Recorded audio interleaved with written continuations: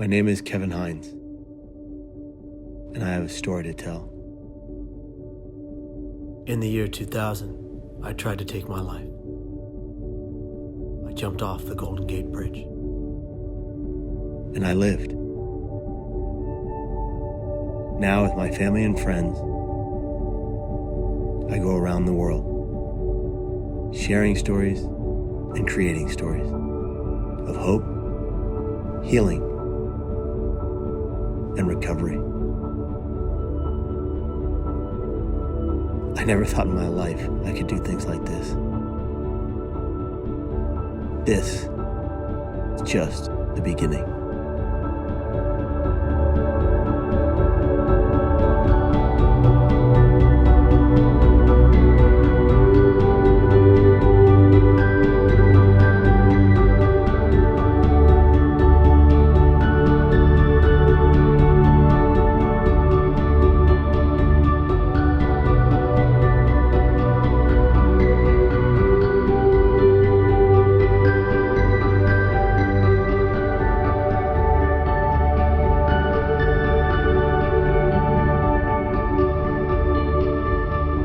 This is our journey.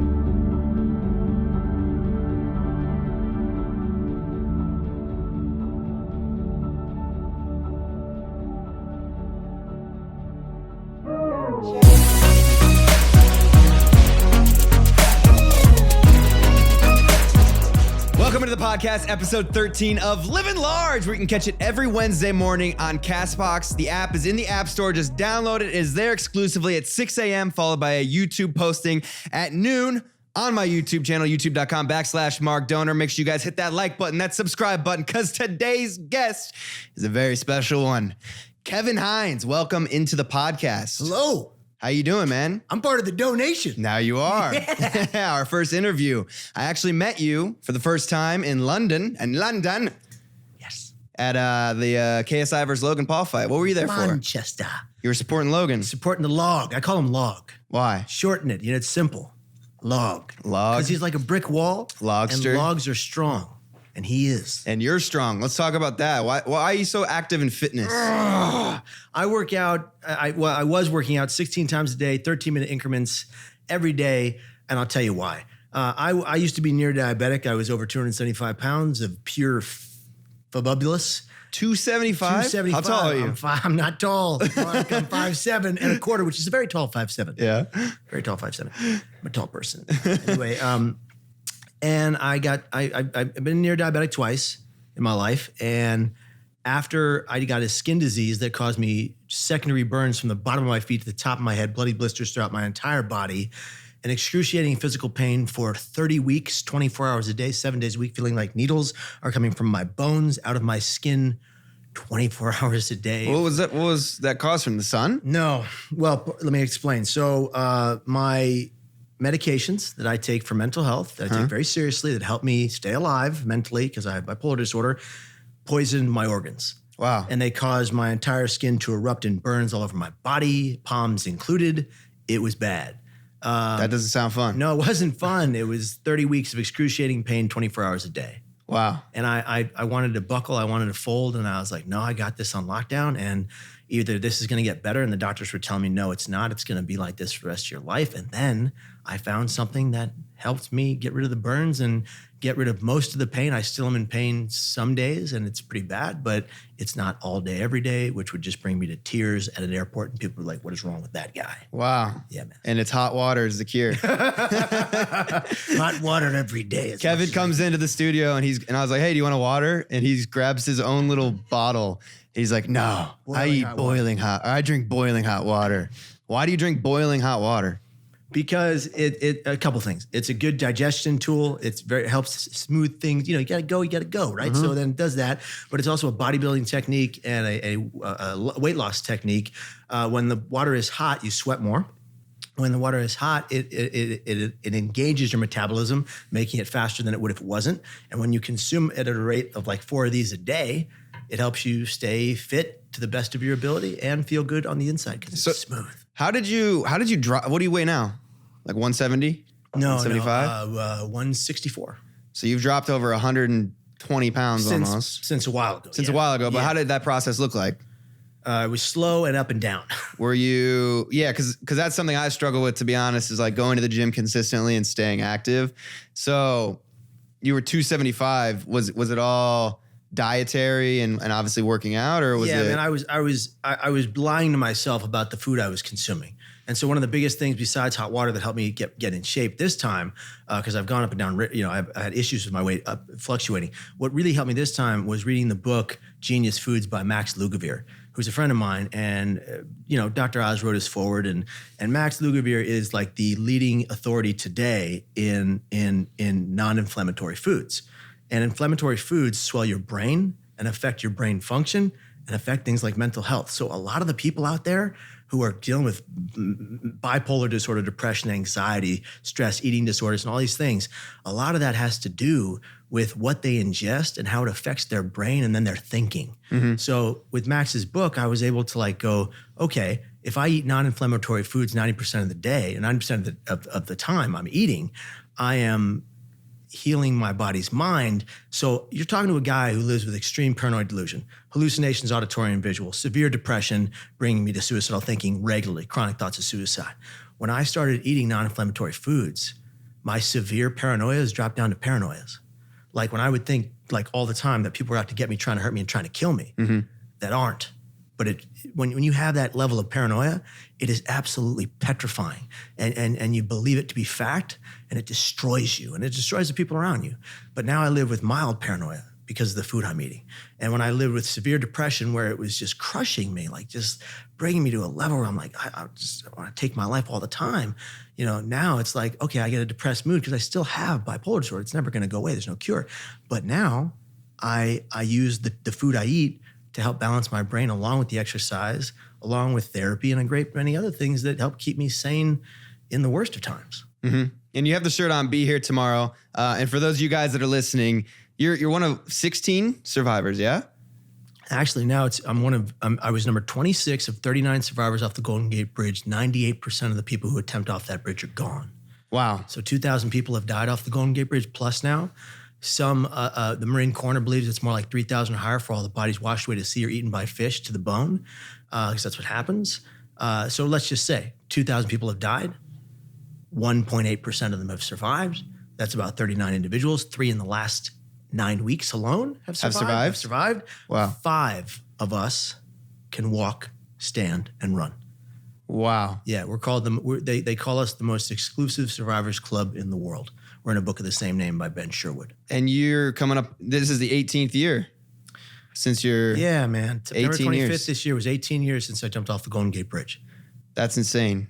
And you're spreading a movement. And I wanted to talk to you and touch base on mental health, because it's something, to be honest, that I'm a little bit naive on the subject, because it's hard for me to grasp what it is that you go through. So can you talk a little bit about mental health and give someone that doesn't, I mean, obviously I deal with, anxiety sometimes, and I get depressed sometimes, but I wouldn't describe it on a level that you've described it. You know what I'm saying? Can you help me understand what it is that you feel like you go through in your brain? Yeah, let me help you and your viewers and your listeners understand that we live in a society today that is manic. We live in a society where everything is uber efficient. You can go on your phone and you can get anything, anywhere, anytime, even love. Yep. Or sex. Not me. I'm married. I'm happy. Not me. But anyway, my point is this. We live in a manic society where everything is moving at a fast pace, but our brains aren't necessarily meant to move that fast. And when I deal with mental health, I'm talking about living with a depression so great that you believe you are worthless, have no value, and are a burden to everyone who loves you. And when you feel like that, when you feel like you are a burden, like you are hurting other people just by your pure existence, you come into a space in your mind where the pain is so great. I call it lethal emotional pain, right? That's what leads people to suicide, lethal emotional pain. I think though, Mark, in order for you to really understand how I got to the Golden Gate Bridge, or how someone can get that depressed or that mentally unstable, I think in my story, you have to know where I came from. I was born in squalor on 6th Street in a crack motel. I was born to a place with a concrete slab floor, barely a box spring for a mattress. kind of places you paid for by the hour, and if you didn't, you were out. And my birth mom and dad, I'm adopted, my birth mom and dad did whatever they had to do to pay by that hour, on that hour, however illegal. They did, scored, and sold drugs. And they would leave me and my brother unattended while they went to do, score, and sell drugs. How long? Till what age? First 9 months of my life. Oh, wow. First 9 months of my life, I was fed what mom and dad could steal, me and my brother. Wow. Kool-Aid, Coca-Cola, and sour milk was my diet. And then what happened is one seedy motel clerk was like, hey, this shit ain't cool. Let's get these kids out of here. And this is a guy that doesn't call the police. He's already doing stuff he's not supposed to. He calls the police. Police come in with Child Protective Services. They take us away from our parents who loved us, but they were just sick. They had manic depression. They coped with drugs. Manic depression is now called bipolar disorder, the very same brain disease I would develop. So I'm in this situation. I get taken out of it. I get placed in foster care, bounce around for 9 months. I got a distended belly filled with liquid, bruised from the top of my sternum to the bottom of my abdomen from being malnourished. And my brother does too. And then me and my brother are supposed to be adopted together. We both get bronchitis. He dies. Wow. You know? At what age? You know, he was only like 9, 10, 12 months older than me. Oh, wow. So like my brother, his name's Jordash, may he rest in peace. They say he looked just like me with blonde curly hair. Can you see it? Anyway,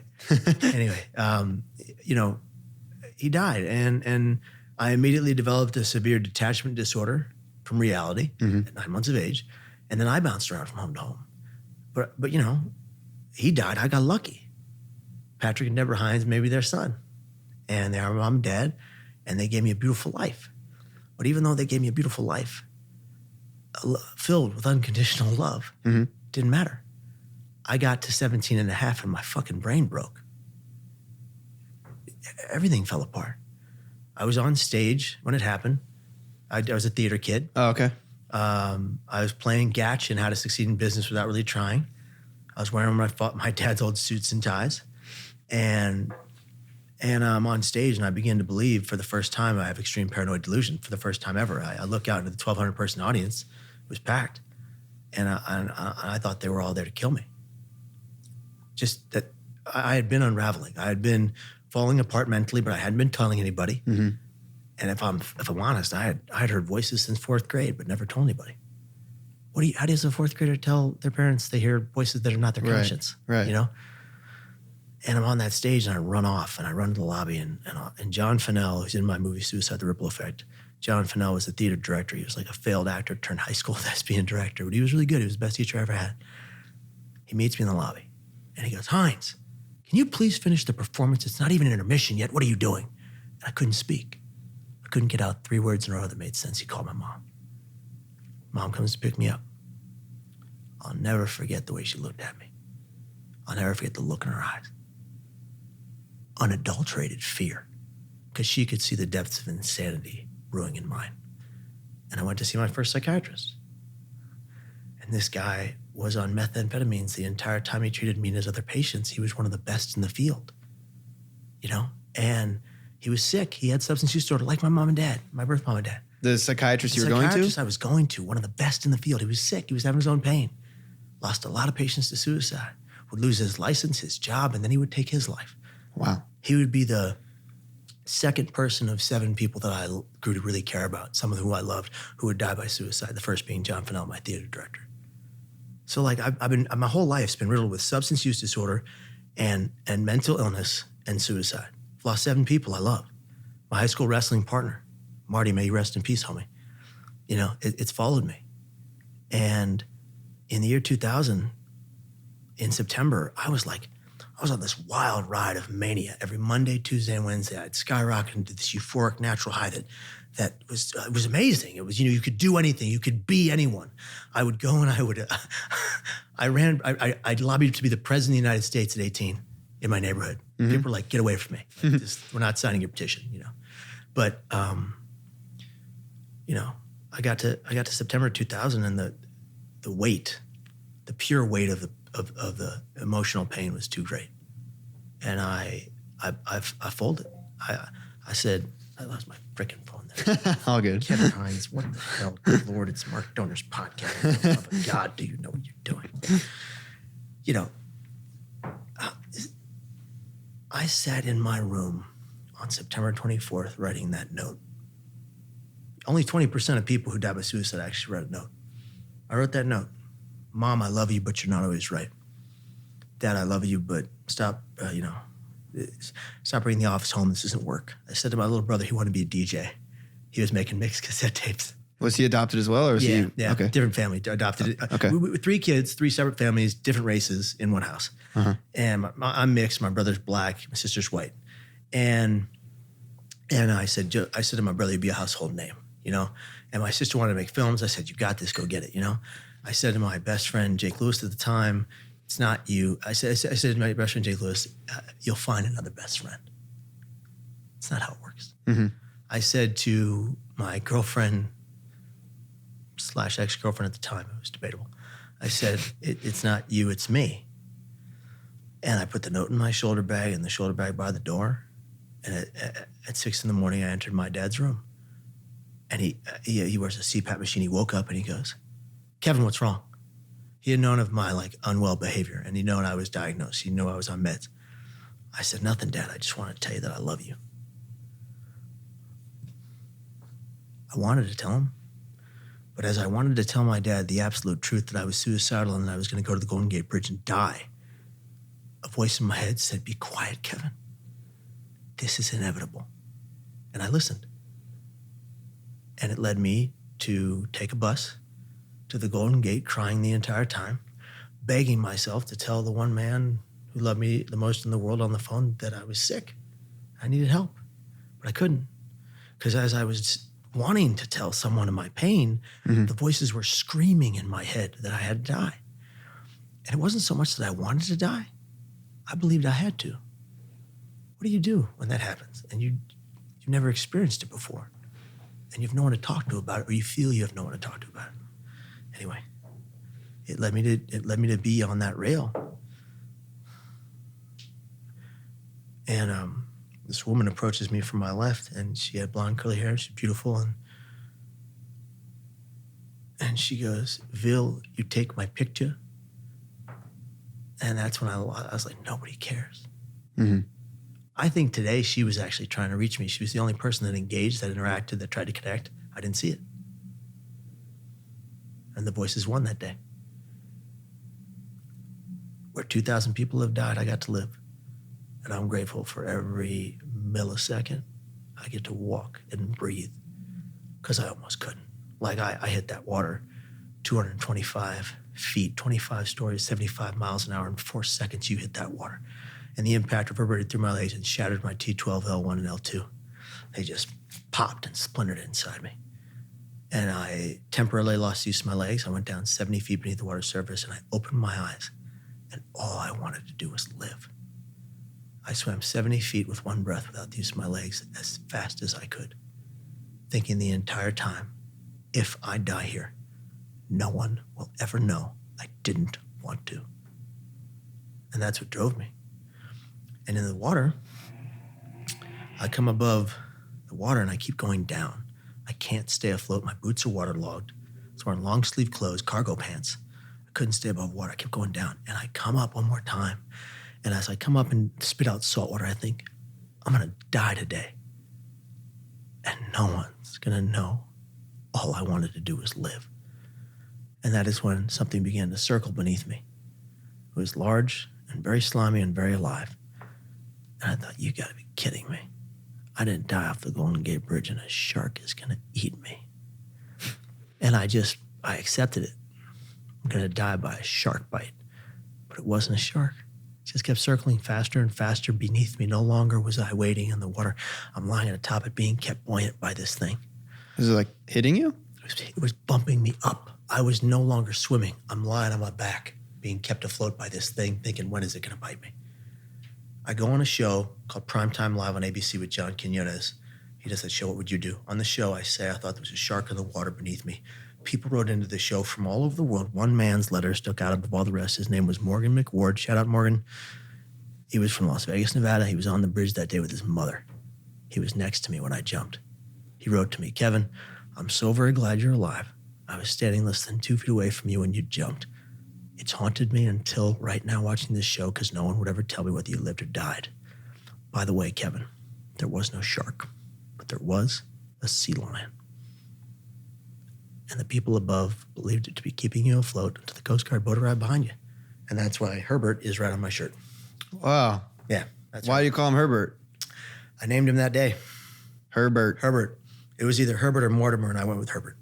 I like that. Yeah, man. I wouldn't have known what that was. I should have asked. It's all good. And it's led you, and I'm glad you're alive. I'm glad you're here. Thank you, brother. Because you've transformed this into a positive. Yeah. Be Here Tomorrow is what you say. You have your documentary coming out. The documentary the docuseries is coming Docuseries. out. Yeah, we're working on that right now. The documentary is out, Suicide: The Ripple Effect, at suicidetherippleeffect.com. All around the world. It's been seen by 35,000 people in the last few months. It's been seen in 20 different countries. It's a beautiful film about recovery from pain. And how have you, from being so down, thinking the world's against you and being in your own head, how have you transformed that into, because you're such a positive light now, you know what I'm saying? You're always happy. Well, you project it, you know what I'm saying? I'm sure you talk about, you still deal with the same struggles. There's a lot of pain. But how do you project your positivity? How do you project the happiness? How do you project the Be Here Tomorrow to not only yourself, but to other people that are struggling with mental health? One thing I don't do, I project that certainly a lot of the time, but when I do post on social media when I'm in pain. Okay. I share the pain. Not a lot of people do that these days. When I'm going through depression and I get past it, I'll write about what it was like and how I got past it, how I broke free from the pain. Because even though with this new diet and this new lifestyle, I'm feeling much better, I still get hit with depression, paranoia, delusions, mania, psychosis. And when that happens, I have a support network in my life that, like my wife, Margaret, and my father, Patrick, and some other folks. And they really, I can tell them anything. I can tell them anything. They're not going to judge me. So when I go through it sometimes publicly, and I just tell the truth. And when I get through it, I'm like, hey, we got this. We, as in, like, you got your donation. Like, I've got the Be Here Tomorrow folks all around the world who follow that mantra. And I've got people that write to me and say, this helps keep me here one day at a time.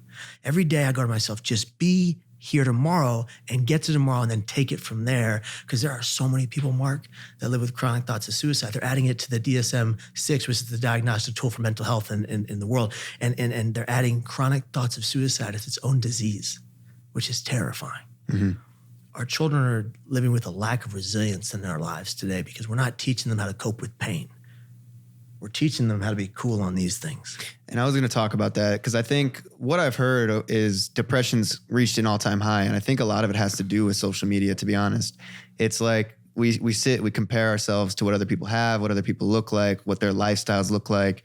But it's like you could be at a low point in your life, but you're looking at someone's Instagram, which is a highlight reel, with all the highs in their life. You know what I'm saying? Like, I like to project the happiness and the positivity in the life that I live, but I obviously deal with days where I'm not happy.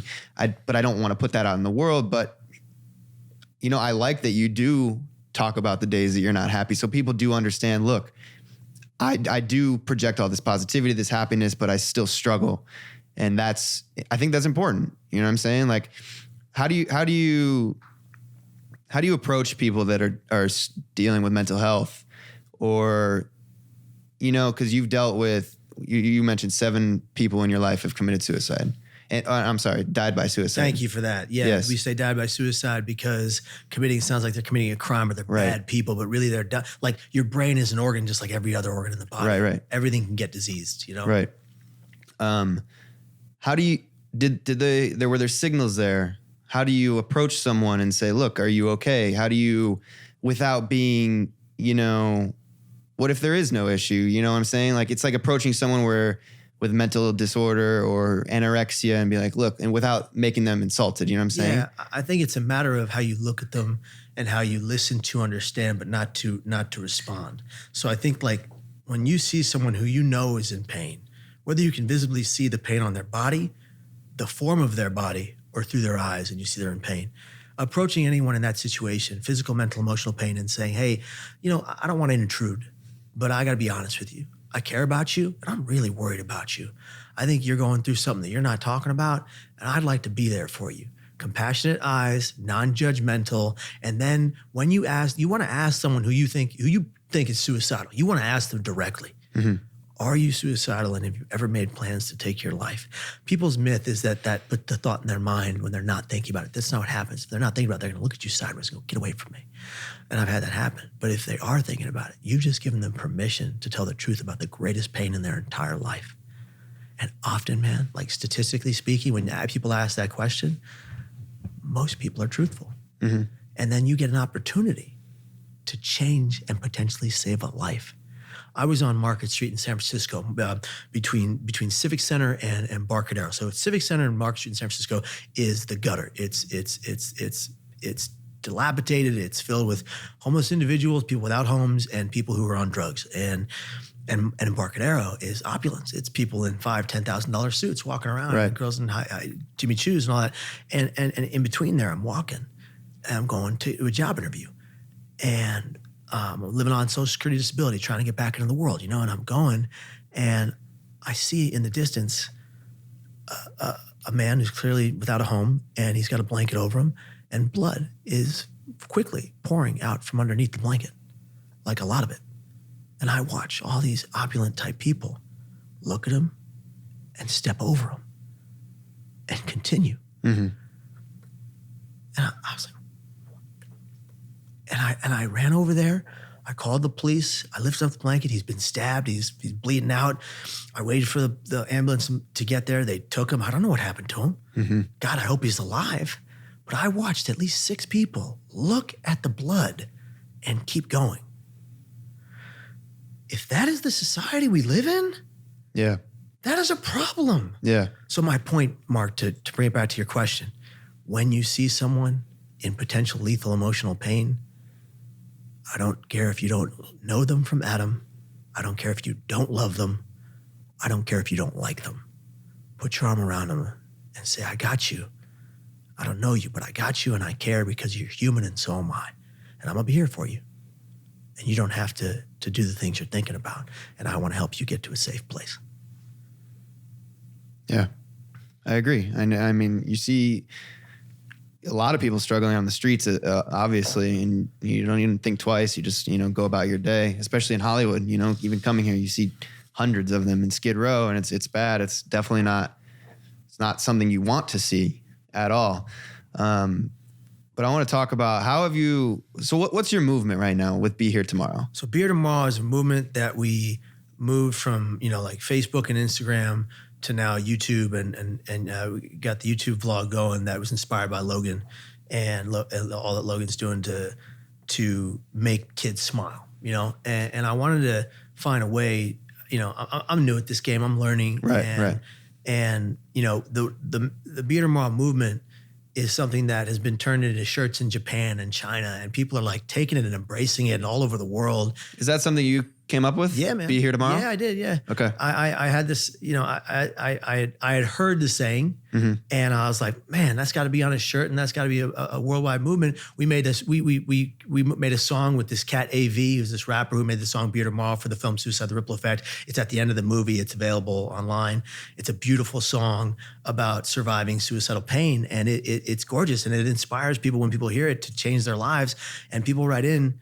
Like I have these cats like now a friend of mine named Mary, Contrary Mary on Instagram, made this Be Here Tomorrow tattoo that she got, and now all these other kids are getting it. And it's the sea lion, it's Herbert, it's my sea lion, just like this, with these beautiful flowers painted on the inside and this beautiful script Be Here Tomorrow, and people are getting it tattooed on their arms and their legs, and it's amazing. It's a wonderful thing because people attach to it and they let it save them every day, one day at a time. It's gorgeous, That's amazing. Do you go, I see you always talking in front of people. What is that? Is that like, do you go to schools? Do you go to conferences? What is that like? All of the above. Like I go to schools, conferences, military, law enforcement. I go all around the world, probably 320 days a year, telling this story. Okay. And I do it in a way that is safe messaged, that is transformative. And my wife, Margaret, she actually commissioned a white paper that's coming out soon on how the way I tell my story has a transformative effect on the brain scientifically to change and save lives. So we got a white paper that's done by some of the best suicidologists in the field, people that study prevention. And they determined that the keywords I use and the way I tell the story and the way I formulate the story with the aspect of recovery. So I do talk about the method, which some people don't like, but I talk about the method to then talk about how I live in recovery, how I stay in recovery, and how I stay alive with suicidal thoughts that are chronic. Do you, to stay alive, to control your thoughts, do you rely on yourself or do you rely on support system, your wife, Margaret, your dad, your friends, your family? Who do you rely on the most? Faith, family, and friends. So I have a faith in a higher power. I'm not going to push that on anybody. That's my prerogative. I always have. I only lost it the day I went off the Golden Gate Bridge. I found it on the way down and I was praying and he saved my life. So, the sea lion, Herbert's for real. You know?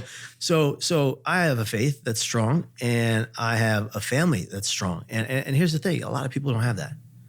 Your mom and dad, I see them on your vlogs. They're beautiful people. And we're lucky to have that kind of mom and dad, but a lot of people don't.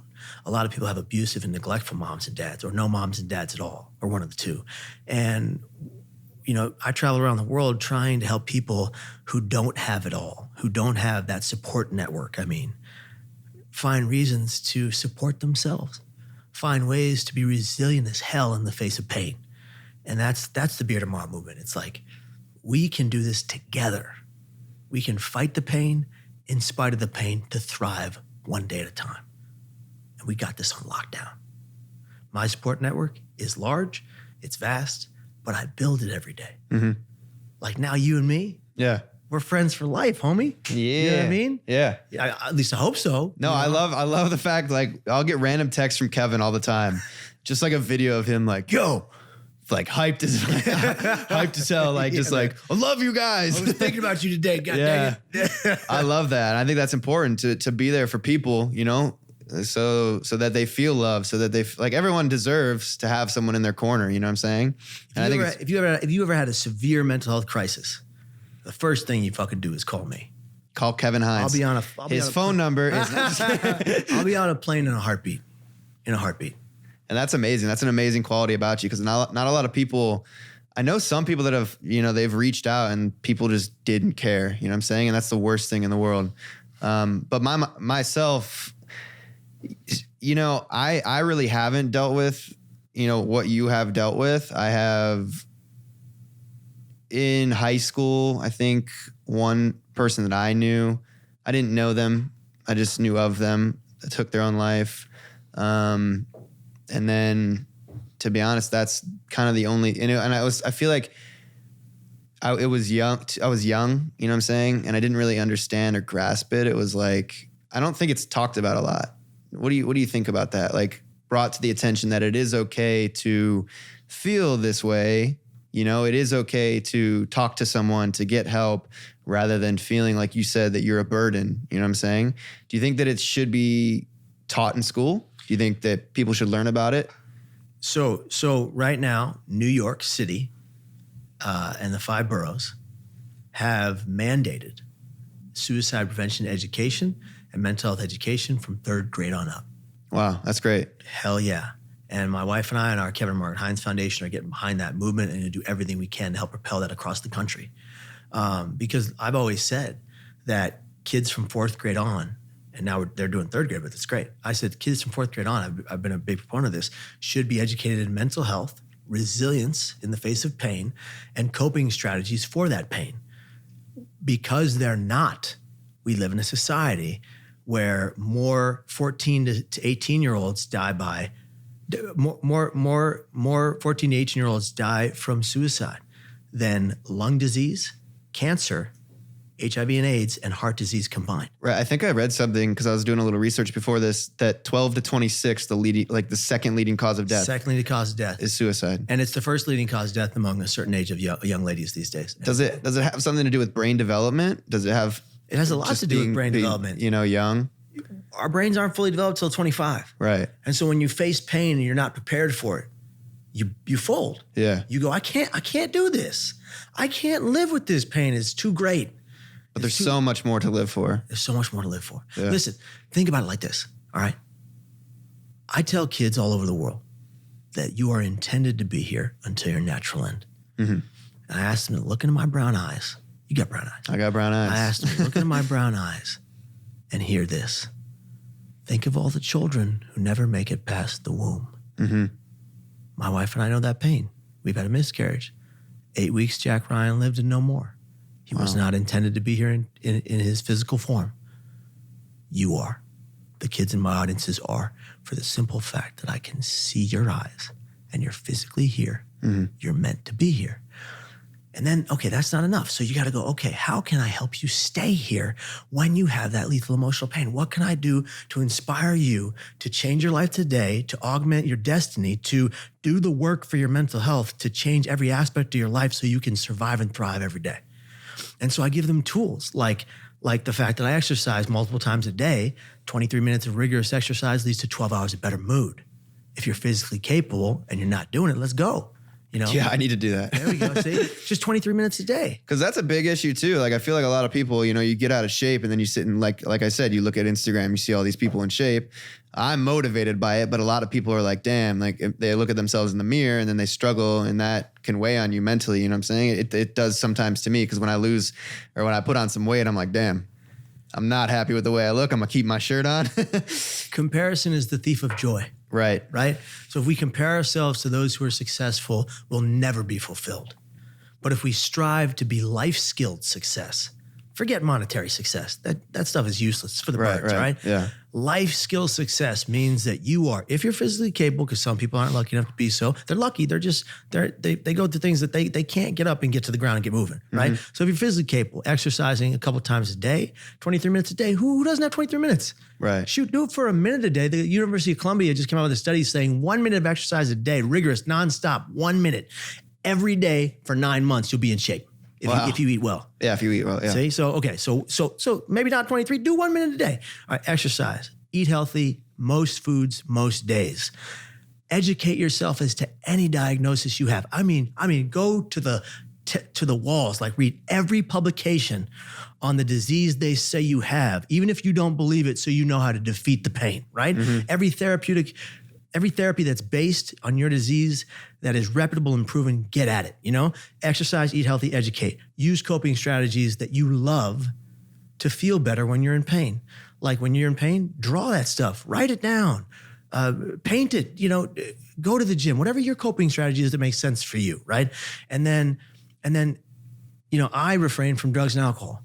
My biological parents died of drugs. There's no way I'm touching drugs. But I've binge drank until blackout many a time while on psychotropic medication in the past, and it could have killed me. Wow. I haven't had a sip of alcohol since I was 21. That's a decision, a cognitive decision based on my parents' past that I don't want to follow, right? So refraining from drugs and alcohol, eating, exercising, educating.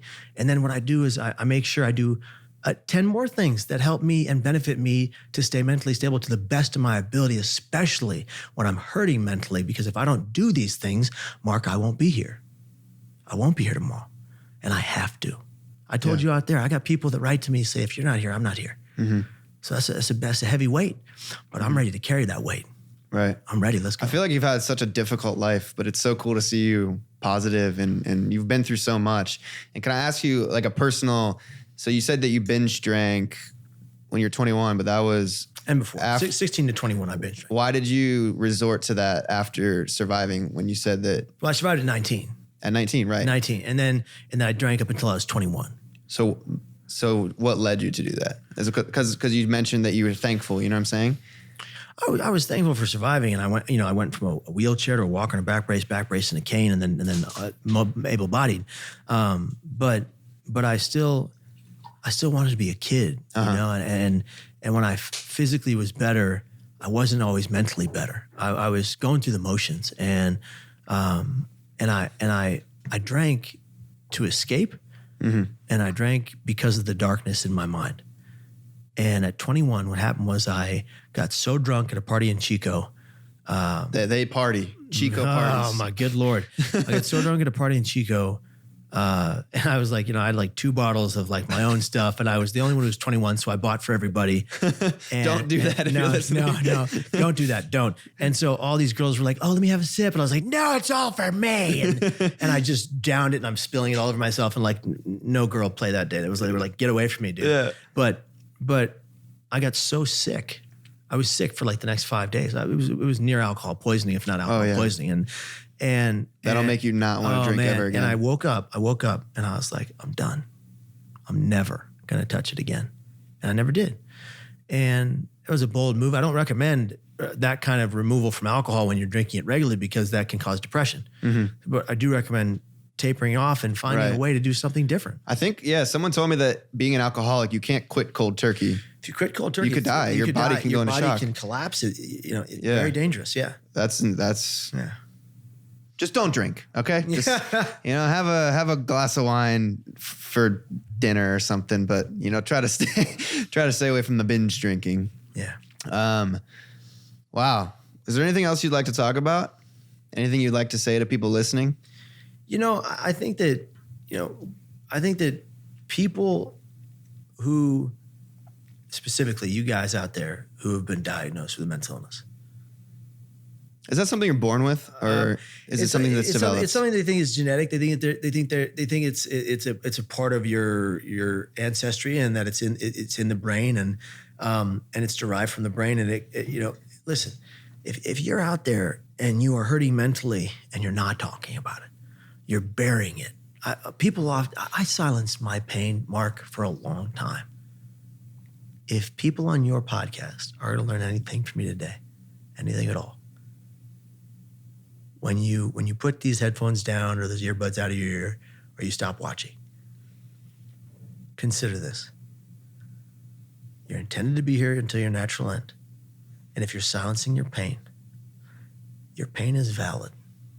Your pain is worthy of my time and Mark's and others. And your pain matters because you do. When you silence your pain, it bubbles and it festers and it grows and then it explodes. Rage, violence, aggression, substance use disorder, suicidal thoughts, ideas, or actions. When you leave this podcast today, practice never again silencing your pain. Tell the truth about it to someone. Anyone willing to hear your pain, anyone willing to empathize with your struggle. You're not alone. We love you. We care about you. And suicide is never the solution to your problems. It is the problem. You got this on lockdown. You just don't know it. And you can defeat this pain one day at a time to be the greatest you ever experienced. But you got to be here to get there in the first place. I would have missed the love of my life. Margaret Hines would never have met me. I would have never met her. And I would not have been completely fulfilled in my life because that's what she's done for me. She saved my life on more times I can count on my hands and toes.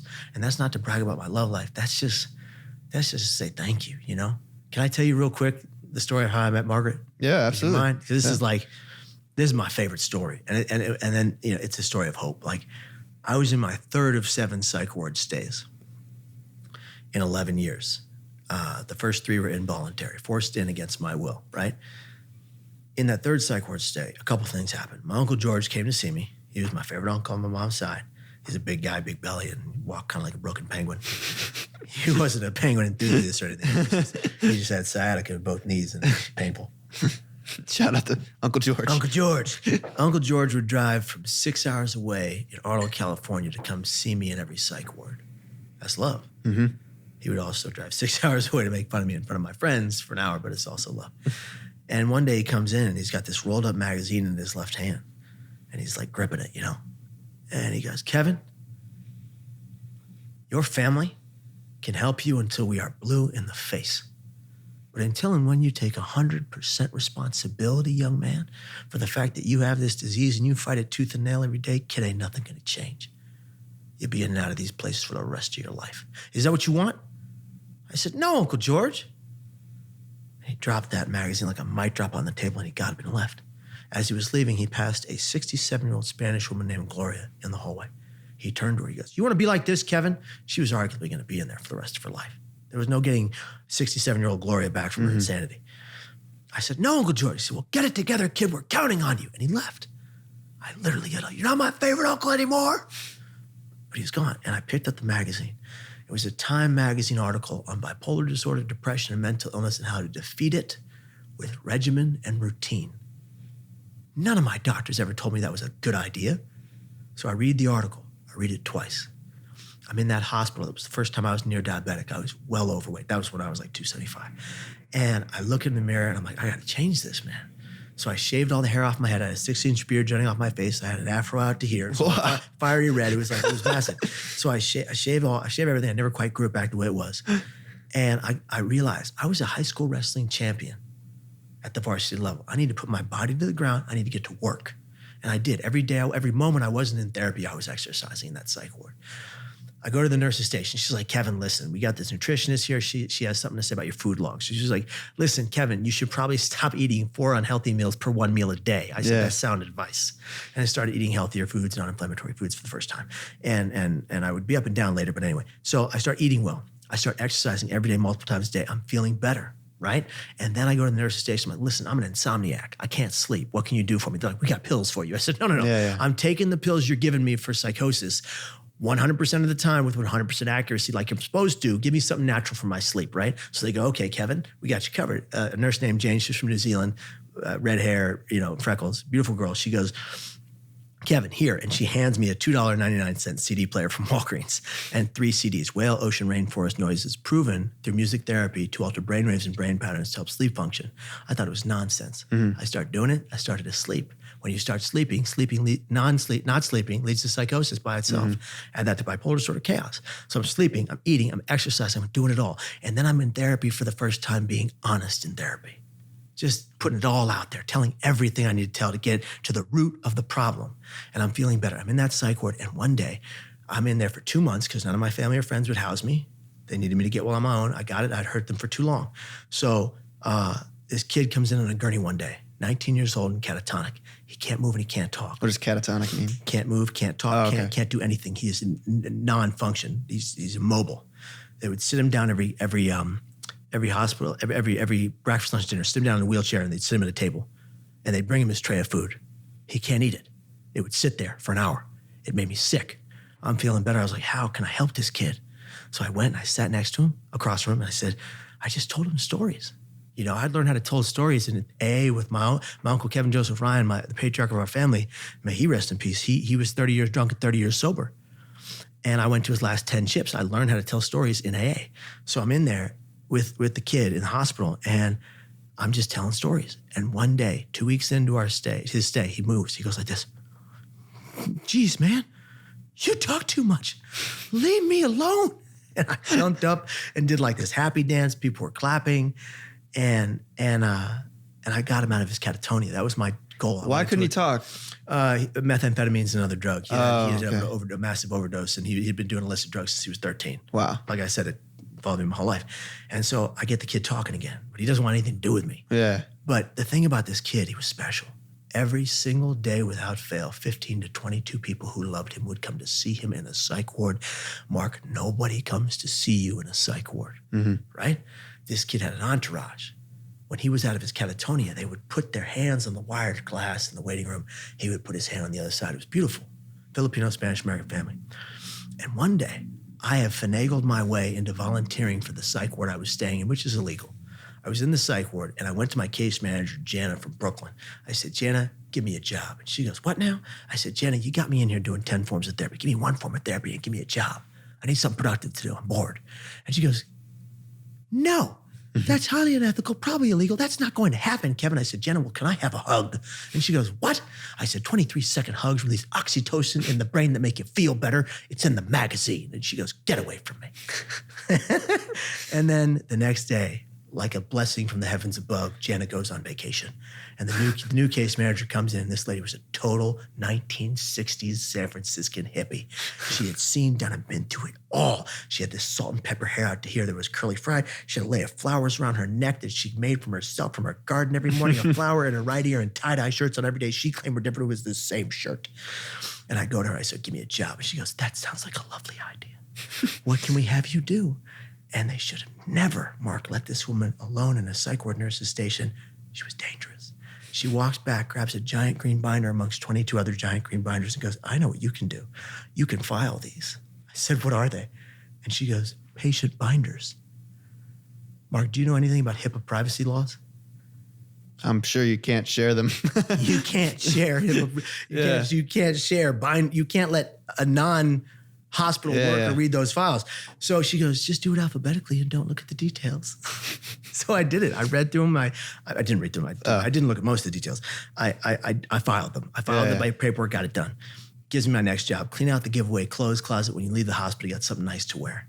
So I clean out the giveaway clothes closet. I box bin, label everything. Everyone in there is wearing a hospital gown, hospital pants, hospital slippers. I come out of the closet, Mark.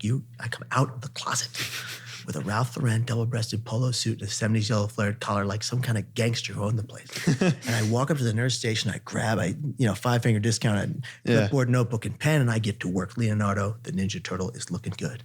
I'm the official hospital documentee. I'm giving myself my next 7 jobs. I go up to the nurse station, I grab the microphone. It was like one of those fight microphones, it's one of those big handle ones. So I grab it and I do the afternoon visiting hour announcements, and I basically did it like an announcer, like I rhymed them, And I get a tap on my left shoulder, and I turn around, and there she was. Her name was Margaret. Her eyes were almond brown, sexy, and cool, and I was done. I said to myself in my head, I'm going to marry her. And Mark, I never knew I'd did anything more in my entire life. And she looks at me, and she says, excuse me, do you work here? And I was like, I'm a volunteer.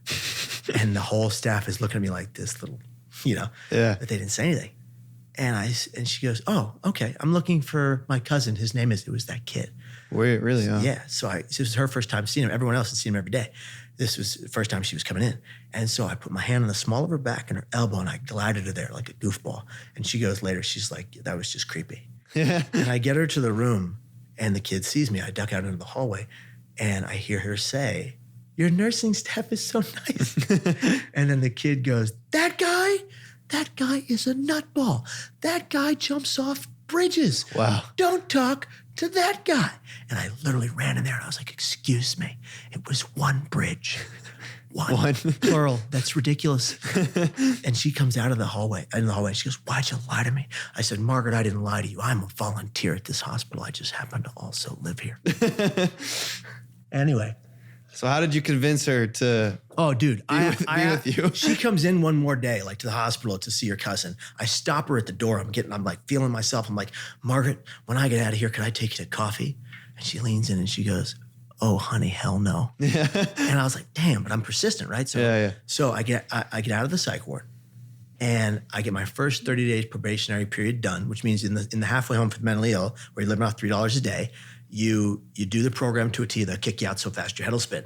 So I do my probationary period. I get to 30 days, which means I get my first weekend off. I call Margaret. I'd stolen her number from her cousin's phone. It was in the cubby hole. This guy really hates you. There was no phone access, thumb nonsense. I just went in there. I got a number. So I called Margaret on Friday, and this is like the conversation. I was like, hi, Margaret, it's Kevin. She's like, yeah, Kevin. I was like, Kevin Hines. She goes, she didn't remember me. I was like, from the psych ward. And she goes, oh, hi, Kevin, how are you? Kevin, how did you get this phone number? And I was like, that's unimportant. Margaret, it's Friday. I'd like to take you to dinner. And she goes, oh, Kevin, I don't. And I was like, no, listen, I need this. I need one date. If you hate it, you never have to see me again. And she goes, oh, okay. And I show up at her apartment.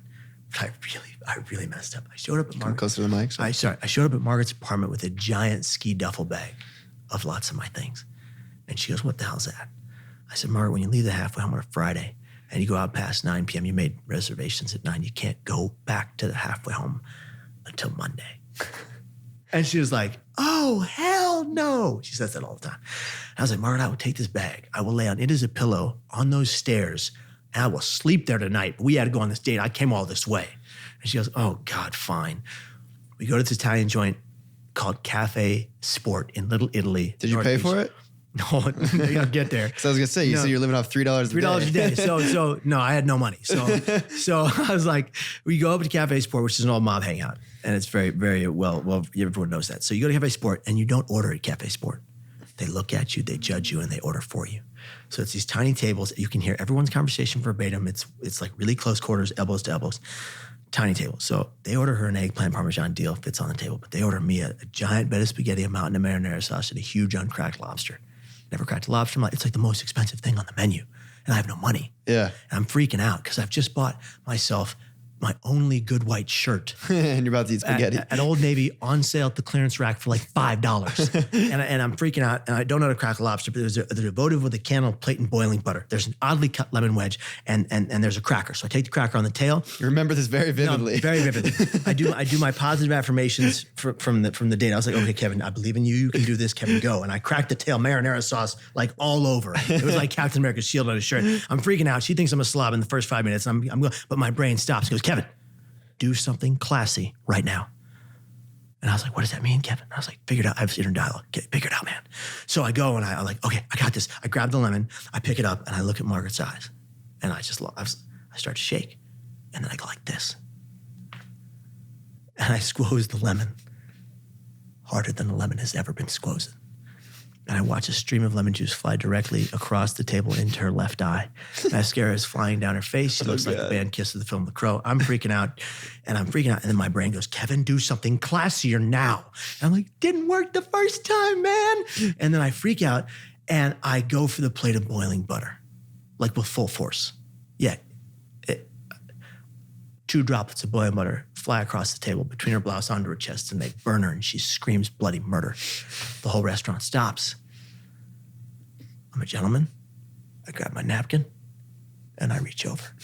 And I'm doing this to Margaret right here on a first date.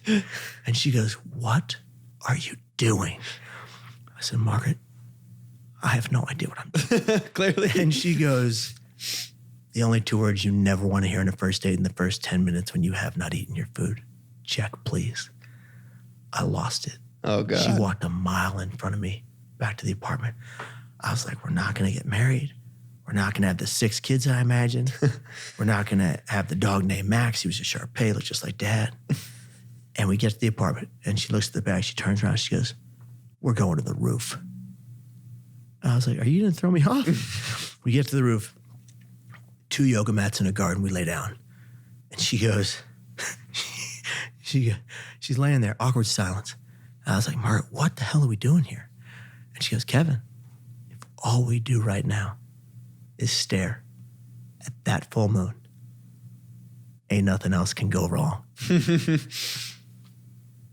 Champion of dating. Right? Yeah. Come on. Sounds like it. That was it. I wish I could be that good. So who paid for the dinner? So she did. Oh, man. You're the worst first date ever. Don't tell people that. You ask a girl on a date and you make her pay. Meanwhile, you squeeze lemon juice in her eyes. Yes. And butter all over her chest. Boiling butter. My good. No wonder you like boiling water. I waited till our second date to tell her I loved her, though. You move quick. And this is what she did. She goes like this. She's like at 10 and 2 on we're driving to a Mos Def concert. He didn't show up. So we're driving to a Mos Def concert that we didn't see. And she's driving and I turned her. I couldn't wait. I was bursting at the seams. I was like, Margaret, I have to tell you something. She's like, yes, Kevin, what? I'm driving. And I was like, no, Margaret, this is really important. It's crucial. And she goes, what? And I said, I love you. And she was like this. She goes,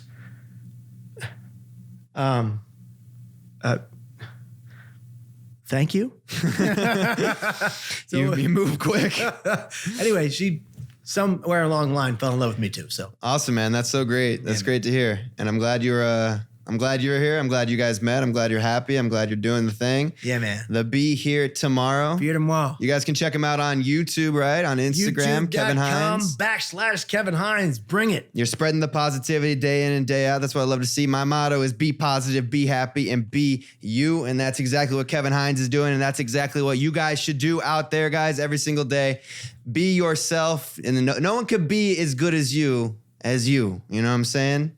That's what I like to see. Spreading the positivity with Kevin Hines. Be here tomorrow, guys. That's a wrap. Deuces.